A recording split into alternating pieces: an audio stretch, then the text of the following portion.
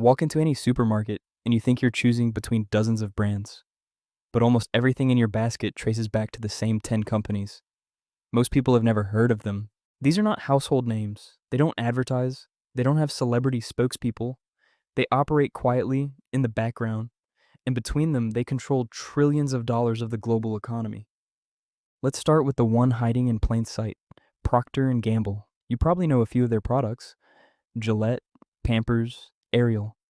But did you know they also own Head & Shoulders, Oral-B, Fairy, Febreze, Vicks, Olay, and over 60 other brands? Every time you think you're choosing a different product, you're often just handing money to the same company. Now multiply that across every aisle in the store. Unilever owns Dove, Lynx, Hellmann's, Ben & Jerry's, Marmite, PG Tips, and over 400 other brands.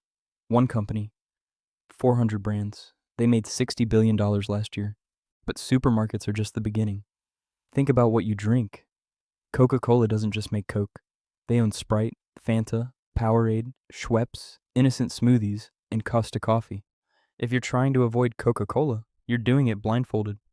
Pepsi is no different. They own Walker's Crisps, Doritos, Quaker Oats, Tropicana, Gatorade, and Lay's.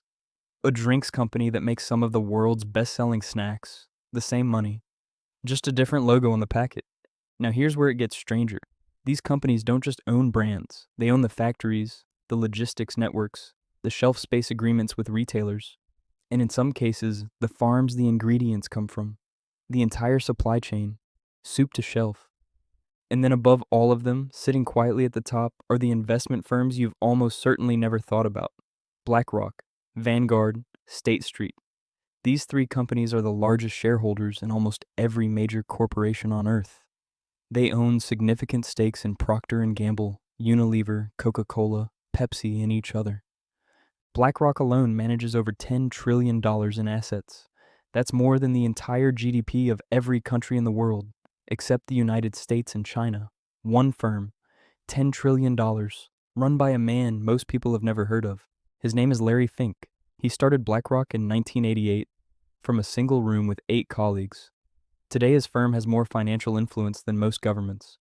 When major companies need to make decisions about hiring, about sustainability, about their entire strategy, they ask what BlackRock thinks. So how did this happen? The answer is index funds. Most people invest their pension or savings into funds that just track the stock market. They buy a little bit of everything. BlackRock, Vanguard, and State Street manage those funds, which means every time an ordinary person puts money into their pension, they're quietly funneling ownership of the world's biggest companies into 3 firms. This isn't a conspiracy. It's not illegal. It happened gradually over decades as more and more people chose passive investing. But the result is a world where the same small group of institutions effectively own a stake in almost every major company you've ever heard of simultaneously. Coca-Cola's biggest shareholder, Vanguard, Pepsi's biggest shareholder, Vanguard, their direct competitor, both owned by the same firm, which raises a question economists have been debating for years. If the same investor owns competing companies, do those companies actually compete? Some researchers say no. A 2018 study found that airline ticket prices were significantly higher in routes where the competing airlines shared the same major institutional shareholders. Less competition, higher prices, and the shareholders profit either way.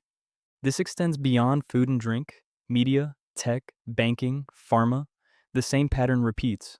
Vanguard and BlackRock are top shareholders in Google, Apple, Microsoft, Amazon, Meta, JP Morgan, Bank of America, Pfizer, and Johnson & Johnson, all at the same time. And there's one more layer to this. These investment firms don't just own the companies, they vote their shares at shareholder meetings, which means that they have a direct say in who sits on the boards of the world's most powerful corporations. Quietly, without most people knowing. But this story doesn't end with supermarkets and investment firms. The same model of quiet, invisible ownership has spread into territory most people would never expect.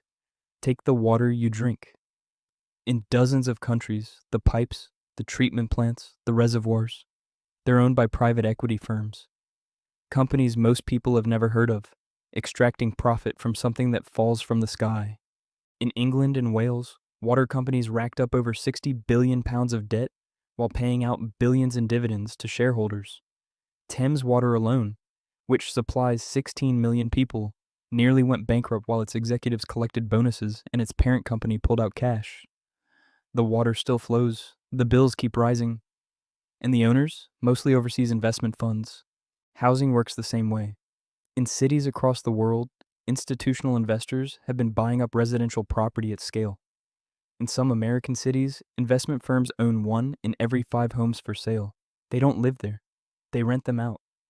And because they own so many in the same area, they can coordinate pricing in ways individual landlords never could. There's a term for this that economists use quietly among themselves: common ownership. When the same investors hold stakes in competing companies across the same industry, the normal pressure to undercut rivals and lower prices starts to disappear.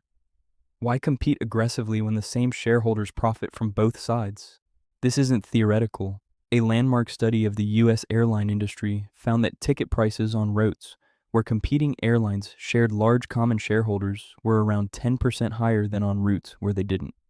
Another study of the banking sector found similar patterns in loan pricing, a few percent here and there, multiplied across millions of transactions. It adds up to billions. And here's what makes it so difficult to address. None of it is illegal. Nobody sat in a room and decided to fix prices. It happened as a natural consequence of how modern investing works. Passive index funds were meant to democratize investing, to let ordinary people benefit from stock market growth without paying huge fees.